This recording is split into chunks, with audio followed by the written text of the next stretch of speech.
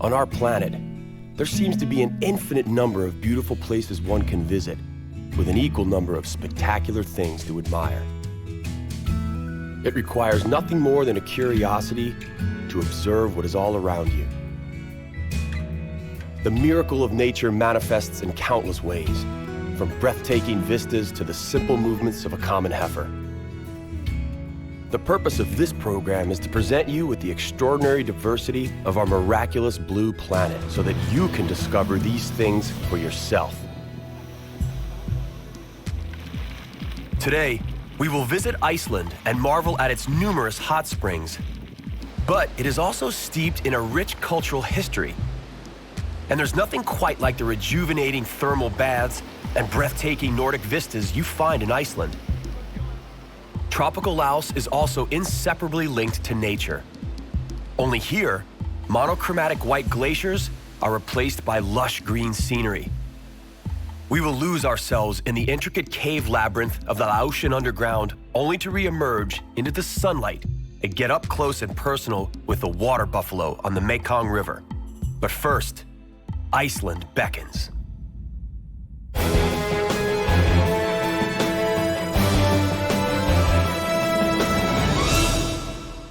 The Republic of Iceland was established after declaring independence from Denmark in 1944. The island's history, however, dates back centuries. Ingólfur Arnason, one of the very first Viking settlers, admired Iceland's endless plains and volcanoes as early as the year 874.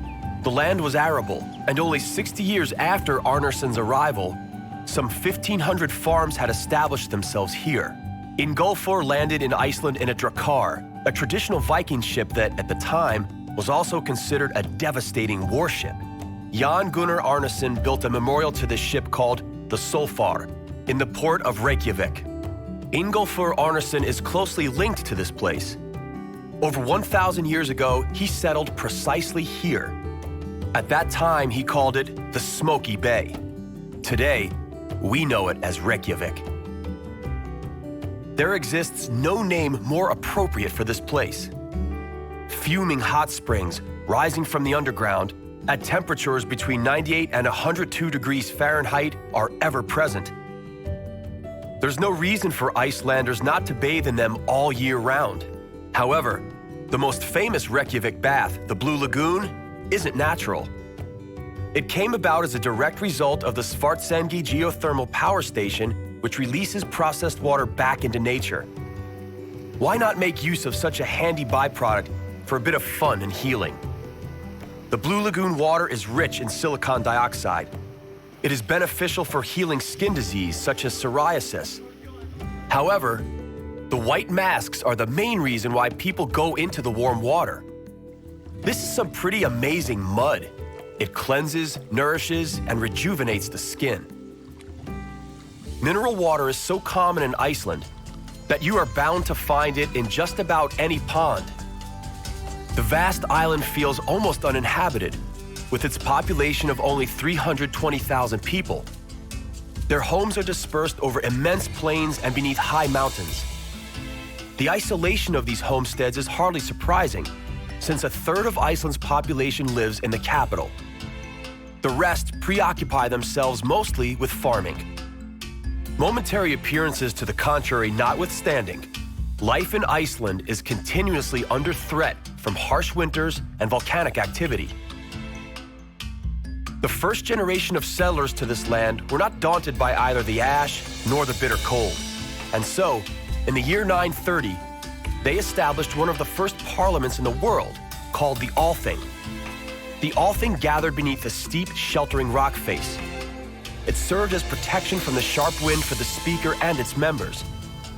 The sheltering was necessary because one would otherwise never be able to be heard over the lashing wind. And without shelter from the bitter cold, none would have been motivated to pursue something as tedious as politics. The activities of the Allthing were interrupted in the 13th century when its efficiency was undermined by quarrels among the chieftains of the various settlements.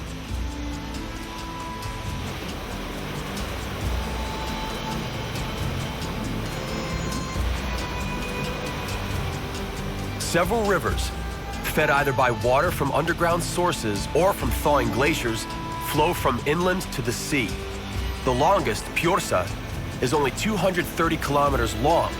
The shortest ones measure just several hundred meters.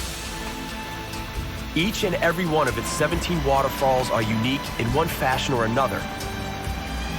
Its hostile and mostly barren landscape strongly resembles that of New Zealand.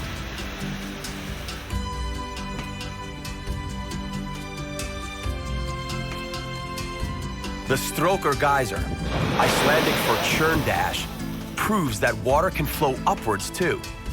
Stroker first appeared in 1789 as a result of an earthquake. 100 years later, another earthquake caused it to cease. It was only in 1963 that the locals uncorked it, enabling Stroker to happily explode and sputter on just as it used to. Magma heats the water to 120 degrees Fahrenheit. As the water cannot evaporate through boiling, it simply erupts every 10 minutes in a 20-meter-high geyser exploding from its depth of 23 meters. The mineral-rich water creates mineral as well as sulfuric sills. In Iceland, these encounters are commonplace.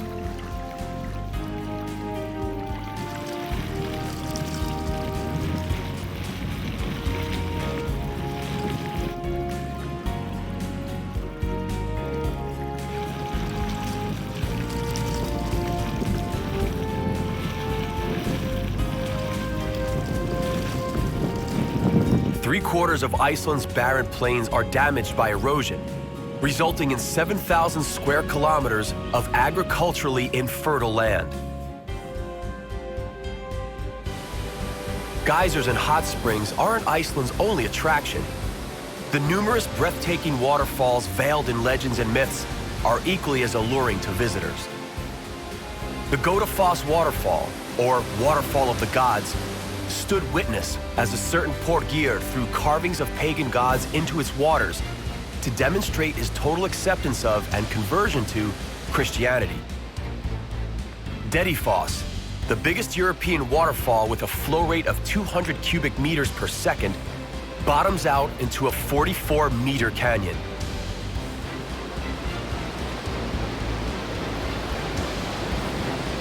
More than 1,000 years ago, the Vikings introduced a very special breed of horse to the island.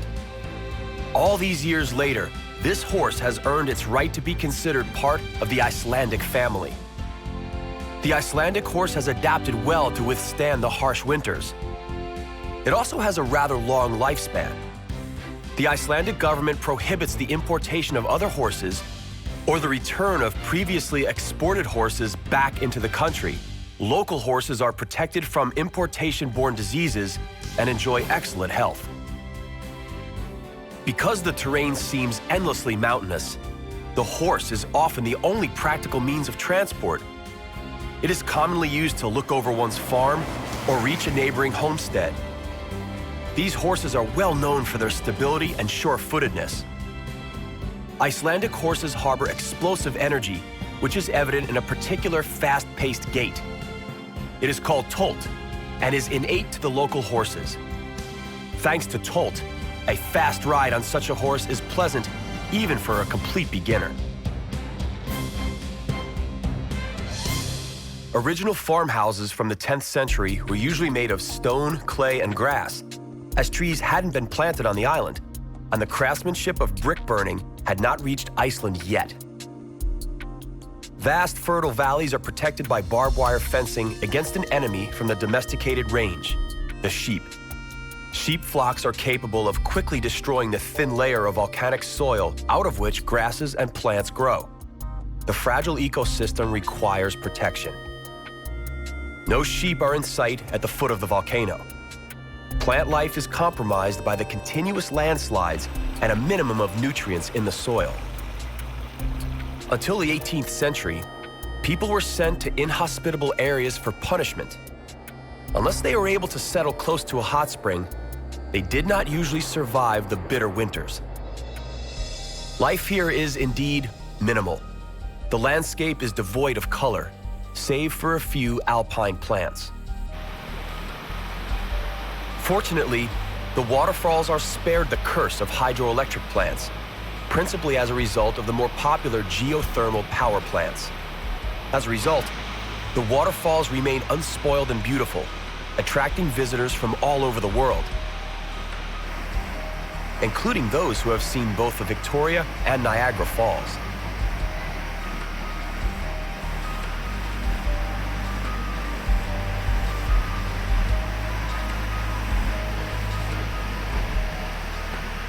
Let's take a look at some of the local culture. We are at a traditional Viking festival where past and present are entwined.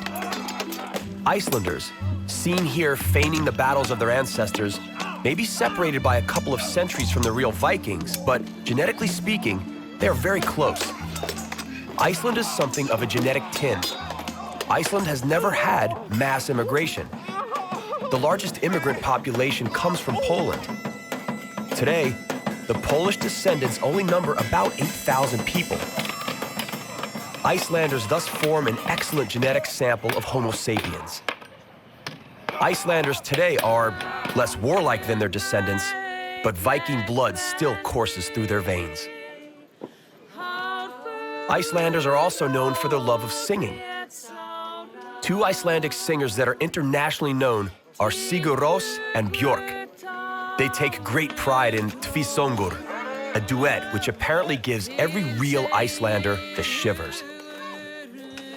Paul Logason managed to throw a 140-kilogram stone over the hurdle 10 times and has become the definite winner of the competition.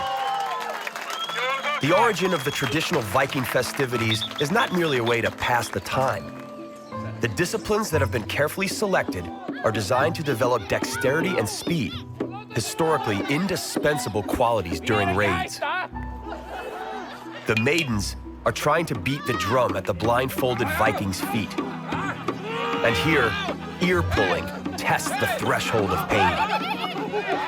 Iceland is also a place of tranquility, natural balance, and almost meditative nooks. In the summer, many places, uninhabited by man, attract adventurers wishing to test whether they are capable of surviving a week in the wilderness without the internet or a cell phone. Here, they must be able to survive using only their equipment and supplies.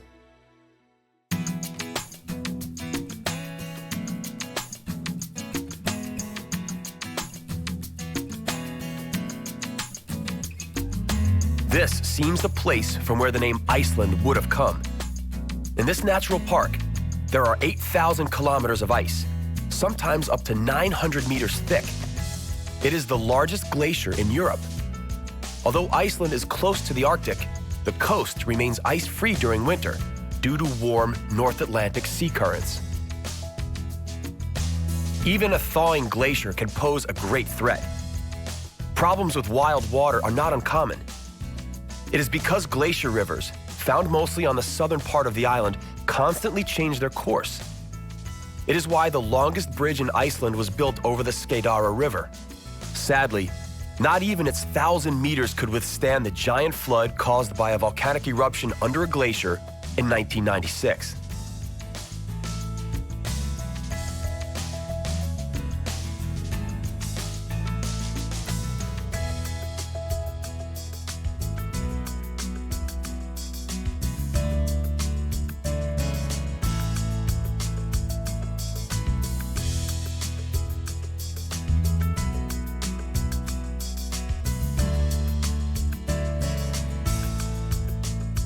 Looking at the mass of thawing ice, one cannot but ponder the question of global warming.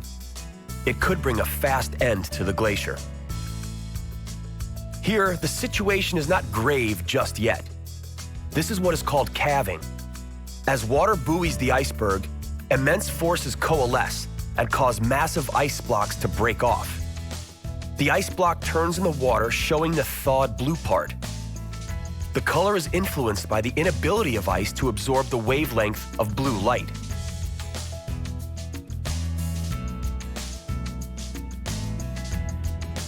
Considering the innumerable natural phenomena and vapors rising into the air, it is no wonder that Icelandic culture is replete with myths and fairy tales. They consider dwarves, elves, and gnomes to be inhabitants of their world and call them the hidden people.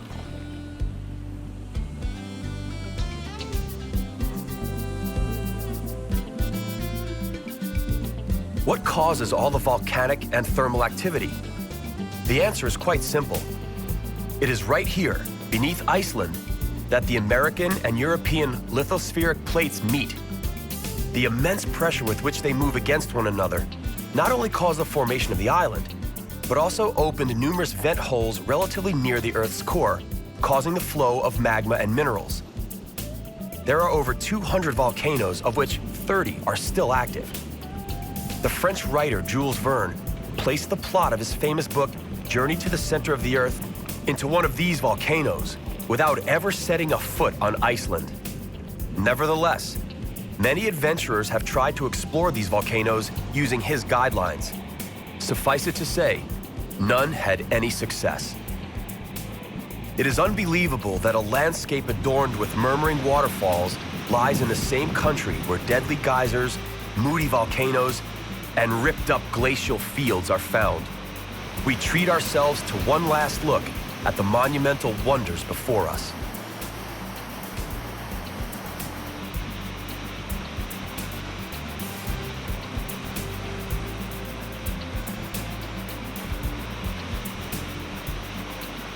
Our journey through Iceland is nearing its end. It was accompanied by the ever-present smell of hydrogen sulfide and an immense amount of energy produced not only from the Earth's core, but also in glaciers, waterfalls, and humans. Should one try to remember a typical view that symbolizes Iceland, it would probably look like this tiny Earth vent, which just won't come to its senses and keeps spouting hot vapor from the Earth's open veins.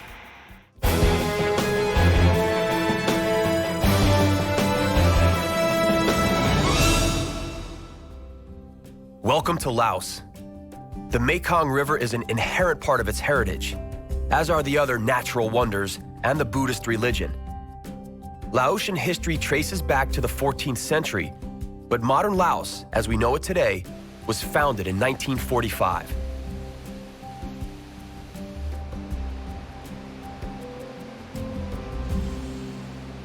We are currently in the provinces of southern Laos. The natural beauty of this region is astounding. It abounds with flavors and scents, and it is truly enjoyable, even if you are on your own.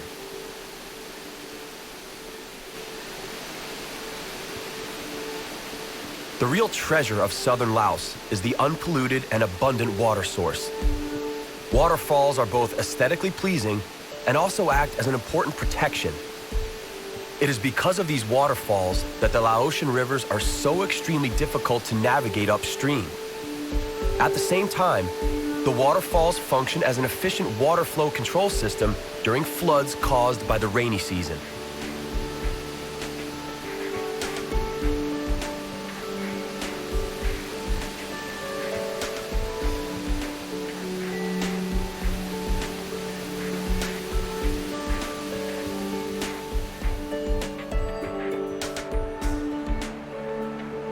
Tranquil waters from Laotian rivers and benign jungles lined with high mountains make up only a small part of Laos. There also exists an underground kingdom. Deep within the mountains, there exists an intricate maze of limestone caves with unspoiled karst formations created over the centuries by erosion from water. These caves are managed entirely by local people.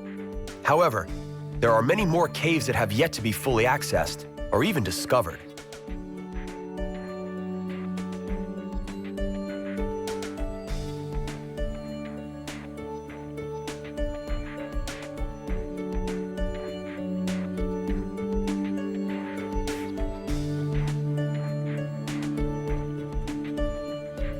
Nikola Tesla sang praise to the waterfalls as an inexhaustible source of ecological electrical power for all sorts of appliances. Laotians guard their waterfalls carefully, both against pollution in their vicinity and also against the greedy intentions of various energetic concerns.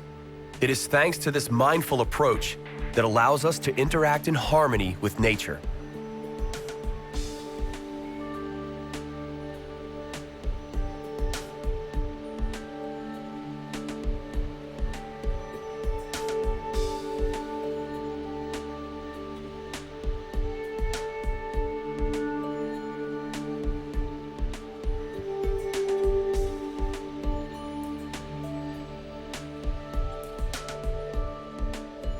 The very cause behind the existence of such pristine natural nooks in Laos, such as this one in particular, is nature itself. The elemental expansion of the jungle often swallows up entire buildings and makes it next to impossible to lay roads and railways. More than half the land area of Laos is taken up by jungle and rainforest, while only 10% of the land remains for agricultural purposes and pastures. Both the rainforests and rivers are a source of sustenance for the people in times of poor rice harvests. The Tat Phan waterfall originates in a small river running down the Bolaven Plateau and ends in a 120-meter abyss surrounded by wild jungle.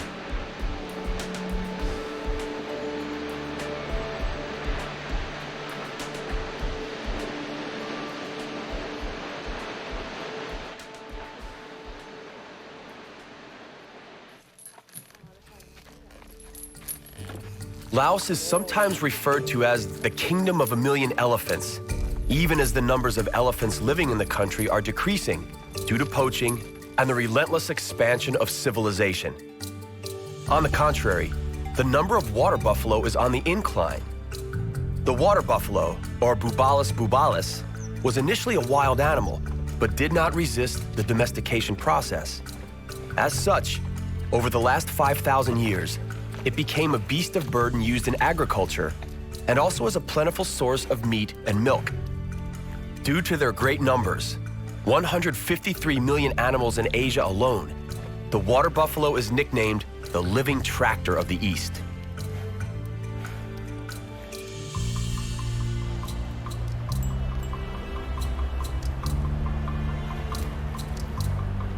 This baby Bubalus bubalus is pattering around its lazing parents, completely unaware that soon enough it will be harnessed.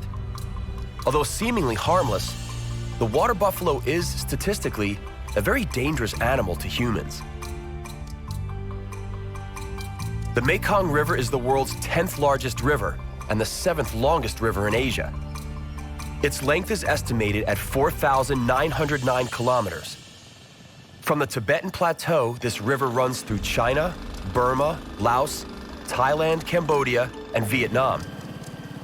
There are several reasons why it is referred to by many names, including the Great River, the River of Nine Dragons, the River of Miracles, and in Laos, the Mother of all rivers. There is, however, one main reason for the various names. The Mekong River is to Southeast Asia what the Nile is for Egypt and Sudan, the source of life. Along the Mekong River, there are 4 dams, many more along its tributaries, and more still in the planning stage. Here we are looking at the Ban Kon Cataract, one of the biggest in the world.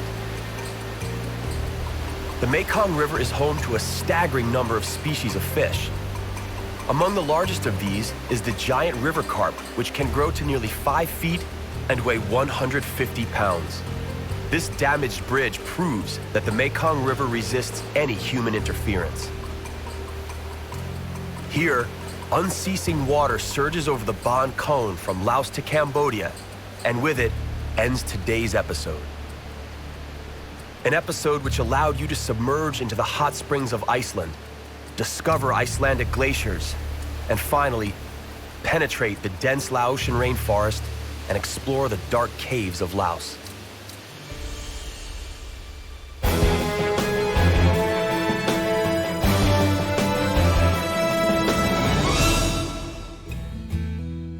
Our journey to the miraculous nooks of our planet comes to an end, for now. On the next exploration of our compelling and bountiful planet Earth, we will enjoy visits to 3 different gems of the European continent. Starting off in the north, we will explore the pristine mountains of Lapland. From there, we will attempt to conquer the peaks of the Swiss Alps. From the Alps of Switzerland, we will go to France, where, in the wine region known as Champagne, they know a thing or two about making the best wines in the world. Then, we will end adventure in Gibraltar, one of the pillars of the ancient world. That's all right here on Miracles of Nature. We hope you'll join us.